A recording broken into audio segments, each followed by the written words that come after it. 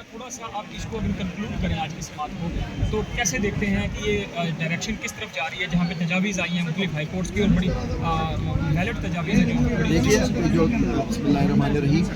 मेरा जो आज मैं जो कंक्लूड कर रहा हूँ, ऑर्डर आपने सुन लिया, जो ऑर्डर पास हुआ है ये तजावीज़ है, हम तजावीज़ ना रह गए, ऐसे राइट है ऑर्डर। हम चाहते हैं जो हमारा मौक़िफ़ है कि इसको अब तजावीज़ और इस पर ना रखा जाए, इस पे शहादत मिल जाए, कोर्ट के अंदर इंटरफेरेंस हुई है। अब चारों हाई कोर्ट्स की तरफ से जवाब आए हैं, उससे तो ये 6 जजों की बात तो बहुत पीछे रह जाती है, मैंने उसको तो आगे तक चले गए कि अफगानिस्तान से भी उनको थ्रेटनिंग कॉल्स आती है जजों को हमारे पेशावर हाई कोर्ट की, तो ये बात तो बहुत आगे चली गई है। तो इस सब का इसका अजाला करने के लिए कि किस तरह से ये जो एजेंसीज या एग्जेक्टिव इसमें दखल अंदाज होती है, उसका सर कलम करने की ज़रूरत आ गई है कि यहाँ आप उसको ख़त्म करें। और ये बात सिर्फ ऑर्डर से ख़त्म नहीं होगी, जब तक यहाँ शहादत नहीं दी जाए, क्रॉस एग्जामिनेशन नहीं हो और उसके बाद एक फैसला किया जाए कि ये हो, तो फिर कोई आगे बात चले। पार्लियामेंट पे छोड़ देना कि जी पार्लियामेंट में इसका कानून तो हर एजेंसी का होता है, हर एजेंसी जो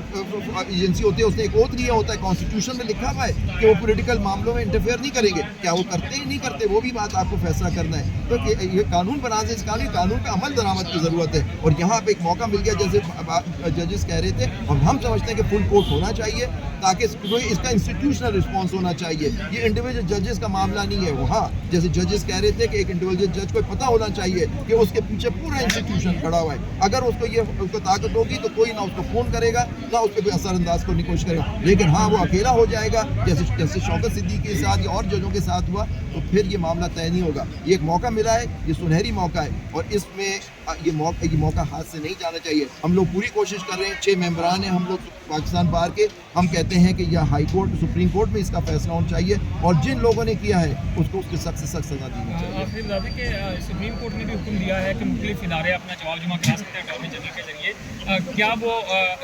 आप क्या देख रहे हैं कि कोई जवाब आएगा जहाँ पे मुख्तलिफ तजावीज़ पब्लिक करने का कहा जा रहा है? नहीं, उनका जवाब तो मुझे बहुत तजावीज़ क्या देंगे जिनके बारे में इल्ज़ाम लगाया हुआ है कि उन्होंने इंटरफेयर किया है, वो तो अपनी बात करेंगे या तो एक्सेप्ट करेंगे, शायद मुझे नहीं लगता कि वो क्या कहेंगे, वो तो कहेंगे कि जी हमने तो नहीं किया। तो अब ये देखना है कि जवाब नेचुरली हम पहले नहीं बात कर सकते, हमें इंतज़ार करना चाहिए वो क्या जवाब देते हैं। इंस्टीट्यूशनल रिस्पांस क्या, उनकी भी इंस्टीट्यूशन है, उनसे क्या रिस्पांस आता है कि क्या ये इंस्टीट्यूशनल इंटरफेरेंस थी या इंडिविजुअल थी, तो ये हमें इंतज़ार करना चाहिए। लेकिन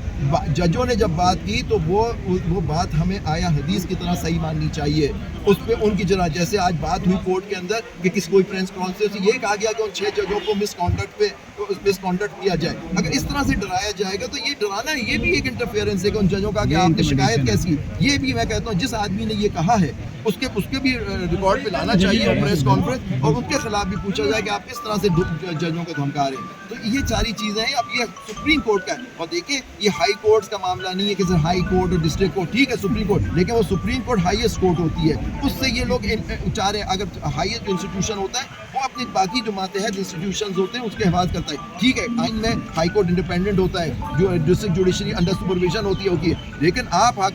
सबसे बड़ा कोर्ट होता है, अगर आप एक फैसला देंगे वो हाई कोर्ट पे बाइंडिंग होगा, इंस्टीट्यूशन पे बाइंडिंग होगा। इसलिए बहुत ज़रूरी है कि ये सुप्रीम कोर्ट इसको यहाँ इस मामले के तह तक पहुँचेगी। बहुत शुक्रिया।